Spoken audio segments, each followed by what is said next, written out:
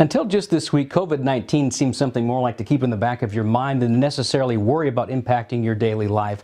But that's all changed. The Center for Disease Control has declared this virus as a public health emergency of international concern. The likelihood of more cases popping up here are high, and they will. With no vaccine or even treatment to help those infected, let's face it, it's a scary scenario. Scientists can't tell how deadly this new virus that's spreading around the globe really is, and deepening the mystery, the fatality rate differs, even within China, the epicenter. Take, for instance, Wuhan, where the new coronavirus first exploded, and we're seeing those quarantines. 2 to 4% of the patients who have contracted the disease have actually died, according to the World Health Organization. But the rest of hard-hit China, the death rate strikingly lower, just 0.7%. Here in the U.S., mostly imported cases of COVID-19 in travelers. 2 person-to-person contacts have been documented in returning travelers from Wuhan. But at this time, the CDC says the virus is not currently spreading in the United States, but the potential public health threat posed by COVID-19 is high, both globally and here in the United States. So who's most at risk from COVID-19? The answer, older people, especially those with, say, chronic illnesses such as heart or lung disease. They're more at risk. On average, however, the World Health Organization says people with mild cases generally recover in about 2 weeks.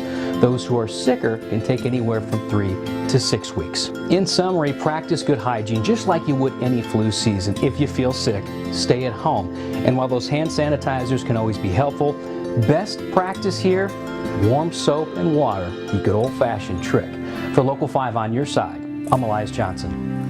Elias, thank you. COVID-19 originated in China, but officials there didn't always know what it was, and it's moved relatively quickly. On New Year's Eve, cases of pneumonia in Wuhan were first reported to the World Health Organization. The virus during the reporting of early to mid-December is still unknown. Now, on New Year's Day, Chinese health authorities closed a seafood market after it was discovered wild animals sold there may be the source of the virus. 6 days later, the Chinese confirmed they've identified the virus as a novel coronavirus. 4 days after that, the first person dies from the virus. 10 days later, officials in Washington state confirmed the first case on U.S. soil. CDC and Washington state announced the first case of novel coronavirus in the United States. He was hospitalized, and we're very happy to say that he is in satisfactory condition. On the 29th, the first U.S. chartered flight evacuating American lands and it arrives in the U.S. The next day, the U.S. reports its first case of person-to-person transmission of the virus. A day later, Delta and American announced they are suspending all flights between the U.S. and China. There are now 57 confirmed cases of COVID-19 in the U.S. That includes people who have returned from abroad. If you're someone who has recently returned from China, the Iowa Department of Public Health has a survey for you to fill out. Head on over to their website at idph.iowa.gov and fill this out. Simple questions to help the department assess and manage your risk of exposure to the virus.